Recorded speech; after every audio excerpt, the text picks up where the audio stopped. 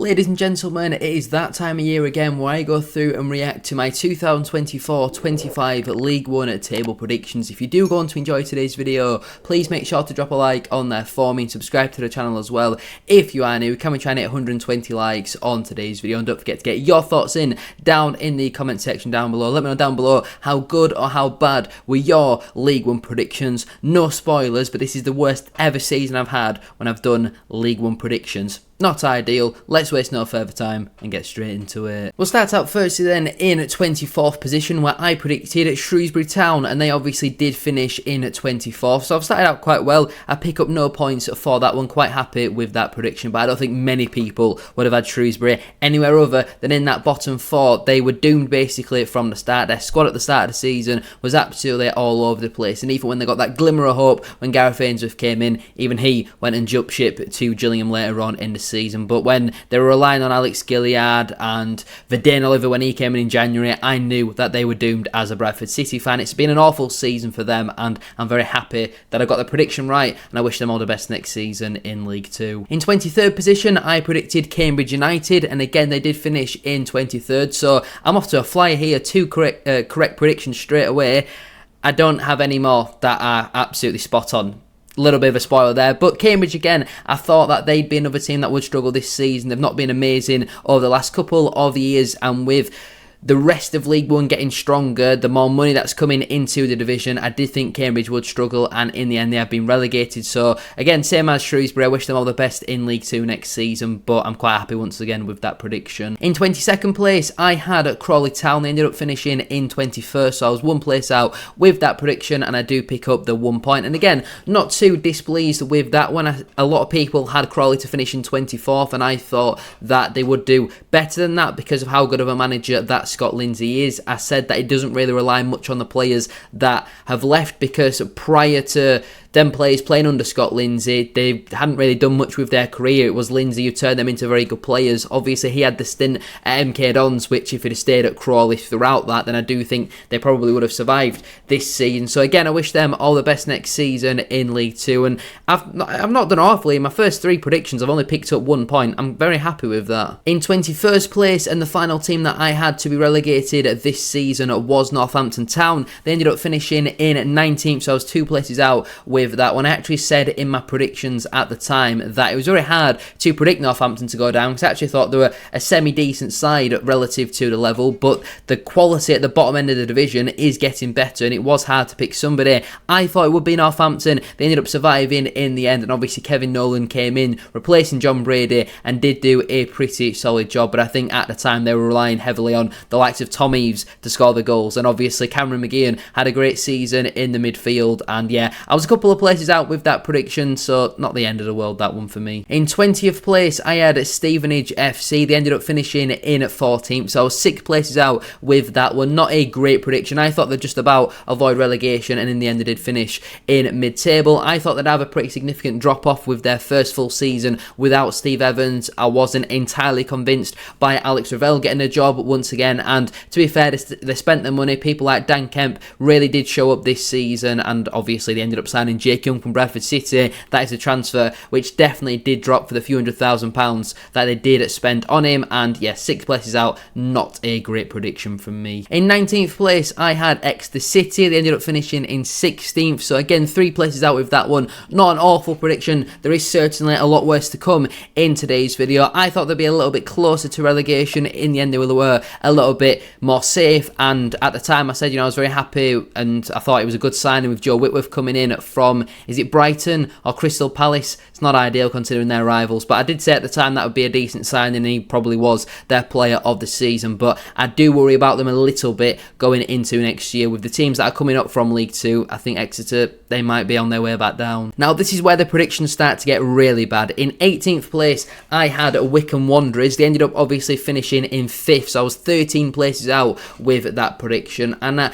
actually said in the video that I was very impressed with a lot of their signings, and obviously a lot of them did turn out to be very good players this season. But the reason why I had them so low down is I wasn't convinced on Matt Bloomfield, and obviously he went on to have an unbelievable campaign. I think had Wickham either first or it might have been second by the time that he left. Obviously when Mike Dodds came in, they massively did fall off, and obviously Bloomfield went to Luton and they ended up getting relegated anyway in that campaign. But I was 13 places out with that prediction. Absolutely awful from me. I don't think many people would have had Wickham in and around the playoffs based on how they ended the previous campaign, but yeah, an absolutely shocking prediction from me there. In 17th place, I had Stockport County. They ended up finishing in 3rd, so I was 14 places out with that prediction. Now again, I mentioned in the video, they've signed very well. I was a big fan of their recruitment. They're going younger. Yes, they lost a lot of experience, but I like their business. At the time of doing that video, I think they had 12 or 13 players out injured, and I thought that was going to be a common theme throughout the majority of the season. Thankfully for them,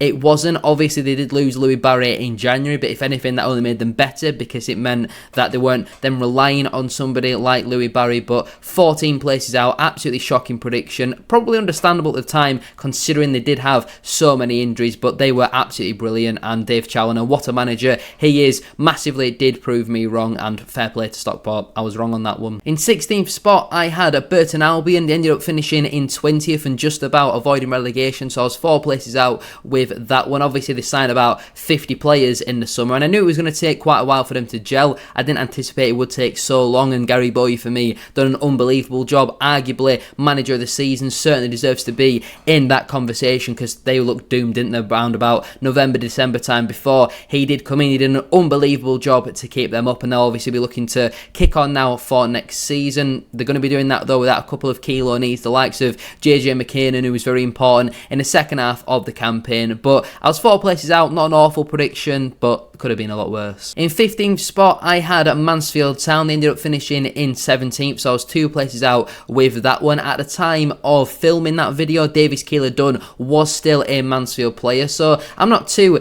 disgrumbled by my prediction there. Only 2 places out. Like I've previously mentioned, there is certainly a lot worse on this list. A lot of their key players did struggle with injuries this season, especially towards the back end of the campaign. Lee Gregory missed the majority of the second half of the season, but Will Evans had a solid campaign, and obviously they were looking to build on now going into next season. They've already started out some of their summer recruitment. I like the signing of Ryan Sweeney. I like the signing of Regan Hendry as well, and they'll be looking to be a little bit more comfortable in the second half of their campaign next season. So only 2 places out, not a bad prediction whatsoever. In 14th place, I predicted Bristol Rovers. They ended up finishing in 22nd and were relegated down to League 2. I was 8 places out with that prediction. A really poor one from me there. I thought they'd kick on under Matt Taylor, be in and around that mid-table spot once again. I like some of their signings, the likes of Promise Onwucherry, Isaac Hutchinson, and a lot of them just did not deliver. They were awful, especially towards the back end of the campaign when they only needed a couple of wins to survive, and they just couldn't do it. They were conceding so many goals, and obviously they have brought back Darryl Clark to the football club, which I do think is a very good addition, but yeah, they were awful, weren't they, in the majority of the season, but especially towards the back end of it, and 8 places out, pretty poor prediction. In 13th place, I had Leyton Orient. They ended up finishing in 6th and made it all the way to the playoff final, so I was 7 places out with that prediction. I've always been a big fan of Richie Wellens, and I felt like that he always gets the best out of his players and obviously develops young players. I don't think many people expected Charlie Kelman to quite have the season that he had. If I could have predicted that, I might have had Leyton Orient closer to the playoffs, but I don't think it was an awful prediction having Leyton Orient in and around mid-table. Just unfortunate for me, they did a lot better than what I thought. I was 7 places out, so in the end it is a pretty poor prediction. Don't forget, if you are enjoying today's video, to like, comment and subscribe. It's free to do so, and it really does help out. In 12th place, I had Reading FC. They ended up finishing in 7th and only just missed out on the playoffs on the final day. I was 5 places out with that prediction. Not an awful prediction, but certainly not one of my better ones in today's video. They were very hard to predict because of all the off the field issues they've had for the majority of this season, but they did very well to get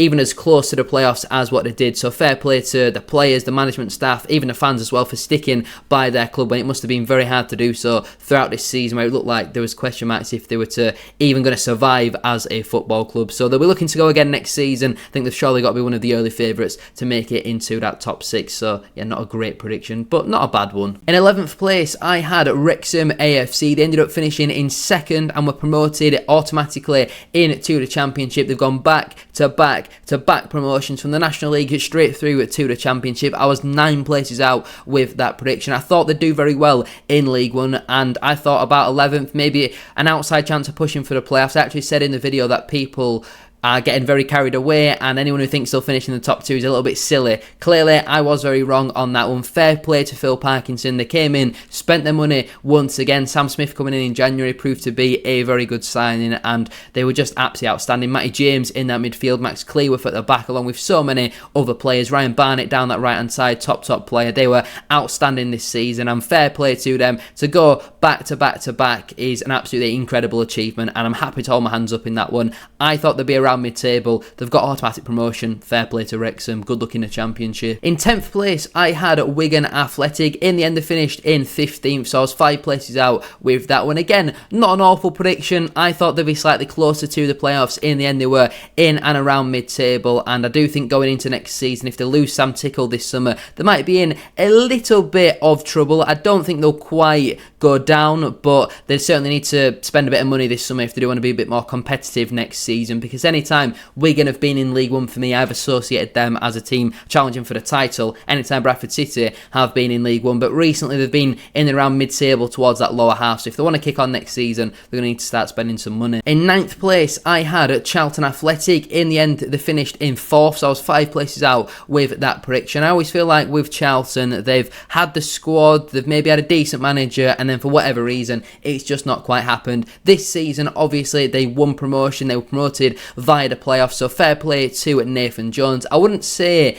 offensively there's much standout talent. Obviously, they've got the odd decent player. Matty Godden's a good goal scorer. Thierry Small can create things, but they certainly do focus more on defensive stability. Lloyd Jones, one of the best centre-halves in the division. I think he's at Macaulay Gillespie, obviously scored the free kick in the final. Kane Ramsey, brilliant player, one that I certainly rate very highly from his Harrogate Town days. Only 5 places out, doesn't look an awful prediction, but I thought they'd miss out on the playoffs and they've ended up getting promoted. So fair play to Charlton. Again, I'll have to hold my hands up on that one. Not an awful prediction, but again, certainly not a great one. In 8th place, I had Blackpool FC. In the end, they finished in 9th, so I was 1 place out with that prediction. Certainly very happy with it. One of my better predictions in this video. In fact, out of my remaining predictions, it's my joint best. So I'll certainly take that. I thought they just about missed out on the playoffs. In the end, they did just about miss out on the playoffs. So very happy with that one. Blackpool fans, let me know down below. Will you be looking for a top 6 finish next season under Steve Bruce? Let me know all your thoughts down below. In 7th place, and the final team missing out on the playoffs, I had Peterborough United. In the end, they finished in 18th. I was 11 places out with that prediction. Certainly a very bad one. I did mention at the time that the reason why I didn't have Peterborough in the top 6 is because they lost a lot of their important defenders, the likes of Ronnie Edwards, the likes of Josh Knight as well left the football club, and I don't think they really adequately replaced them. But what I didn't understand is actually how bad those defenders were. They might come good in the future, but defensively they were awful, and they were in a real problem of relegation. They only finished 5 points above the drop zone, and now going into next season without Kwame Poku, for me, they are one of my favourites to be relegated next year. It's all well and good having this up-and-coming young talent, but you need some experience at some points in your squad. People have been there and done it. You can't just fill your team with a bunch of 17-year-olds who've got potential and expect to be fighting for promotion. I personally don't see it going into next season unless they bring in the likes of Sam Hughes, who is very important in the second half of the campaign. But to finish 5 points above the drop with Kwame Poku, who will now move on, I think Peterborough could be in a lot of trouble next season, and I certainly won't be predicting them to finish in and around the playoffs at this moment in time. In 6th place, I had Barnsley FC. In the end, they finished in 12th. They finished mid-table table. I was 6 places out with that prediction, so again, a pretty poor one from me. I thought the loss of Devante Cole wouldn't be that significant. They replaced him with Davis Keeler-Dunn, who obviously proved to be one of the best players in the division this season, but defensively, they were absolutely awful. Why on earth they loaned out Jack Shepherd, I'll never know. Why on earth they didn't recall him in January, again, I will never know. He was one of, if not the best centre-halves in League 2 last season, and yeah, I'm not saying single-handedly he would have got Barnsley into the playoffs, but they were absolutely awful, and if they want to push to make it into that top 6 next season, surely Shepherd needs to be starting 46 games next campaign. In 5th place, I had Lincoln City. In the end, they finished in 11th, so again, it's 6 places out with that prediction. I mentioned that I believe Lincoln will get into the playoffs because they brought in the likes of JJ McKinnon, they brought in the likes of Rob Street, and it just didn't really quite work for them at Lincoln. Both were sent out on loan at January. Both did very well with their respective loan spells. McKinnon at Burton, Street did very well at Doncaster Rovers, and I think if Lincoln are to kick on next season, they need to make it into that top 6, because it's been a couple of seasons now since we've seen them in there, and they're always floating in and around the playoffs, but this year they were quite far away from making it into that top 6. They lack the consistency at times. They're very good at home, struggled a little bit away from home, and my prediction there wasn't an amazing one. In 4th place, I predicted Huddersfield Town. In the end, they finished in 10th, so again, I was 6 places out with that prediction. I have been on a very bad run here since that Blackpool prediction. I mentioned at the time that in the Championship, Huddersfield conceded a lot of goals, struggled to score goals, and they'd only really brought in midfielders, and obviously in the end they brought in the likes of Joe Taylor. They brought in another striker as well, who I can't remember off the top of my head. Genuinely can't remember who the other striker was. Dion Charles, that's the one from Bolton Wanderers, and I thought they would make it into the playoffs this season, but obviously selling Michael Hellig in January, that cost them massively because he's a top Championship defender really, and they did miss him in the second half of the campaign. But for a first season back in League 1 to finish 10th, it's not awful. We've seen a lot worse from bigger clubs who've dropped down into League 1, but as a Bradford City fan, I cannot wait to play the Dog Botherers next season. 6 places out with that prediction, and if they want to finish 10th again next year, that's fine by me. In 3rd place, I had Rotherham United. In the end, they finished in 13th, so I was 10 places out with that prediction, and if they didn't sack Steve Evans, that prediction could have been even worse. I think, is it Matt Hanshaw who came in towards the back end of the campaign? He obviously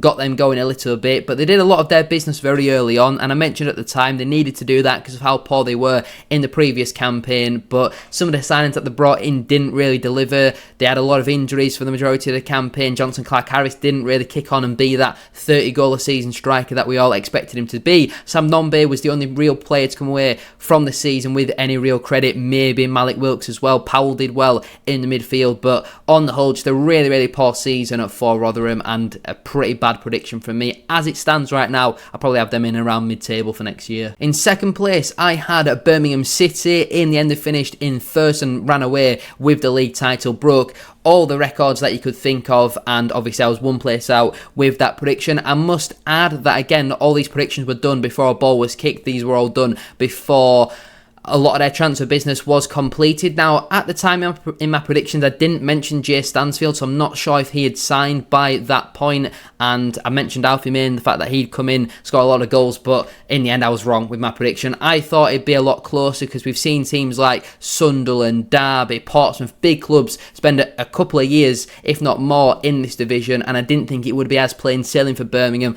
as what it was in the end. Again, I will hold my hands up. Fair play to Birmingham. They absolutely smashed it. They're going to waltz, I think, into the top 6 next season in the Championship. They're going to spend their money once again, and fair play to Birmingham. I got that one wrong, and good luck to them in the Championship. Because winning the league title, I had Bolton Wanderers. In the end, they finished in 8th and didn't even make it into the playoffs. I was 7 places out with that prediction. I mentioned in the video, if Ian Evatt doesn't get Bolton promoted this season, he has to get the sack. He wasn't going to get them promoted. In the end, he did get the sack, and I do think Stephen Schumacher is a very good replacement, and they need to get their summer transfer business correct, because obviously they've not really released too many players, 5 or 6 really off the top of my head, and they're going to need to sell some to get some other better players in, because there's far too many egos in that team, not enough hard work, not enough quality really, I don't think, to say the money that's been spent. This season, the Bolton players just did not show the talent that they've got, that they've shown in previous campaigns. And for me, I think Schumacher is a good appointment, but as for a prediction from me there, 7 out. Not the worst on the list, but certainly not the best by any stretch of the imagination. Pretty poor in all honesty. Well, there we go then, that is my reaction to my 2024-25 League 1 predictions. In terms of, if you add up the points that I've accumulated, i.e. if I predict someone to finish 18th, they finish in 5th, obviously I pick up 13 points for that. So in the 22-23 campaign, I accumulated 104 points. In the 23-24 campaign, I only accumulated 86 points last season. This year, 2024-25, I accumulated 132 points. An absolutely shocking year for me. I did a lot worse with my League 2 predictions. If you want to check them out, they're over on the main channel. Just type in SHD and that will come up. We'll still have my Championship and Premier League prediction reactions to come out later, probably next week as well. But thank you all so much for watching today's video. If you have enjoyed, please make sure to drop a like on there for me and subscribe to the channel as well. If you are new, can we try and hit 120 likes as I mentioned at the start of today's video? And don't forget to get your thoughts in down in the comment section down below. How good or bad were your predictions? Let me know how many points you did accumulate and how correct or incorrect was I with my prediction for your League 1 team. As a Bradford City fan, there'll be plenty of League 1 content coming up for this season, so make sure to subscribe for that. Have a great rest of your day, and I'll see you very soon for another one.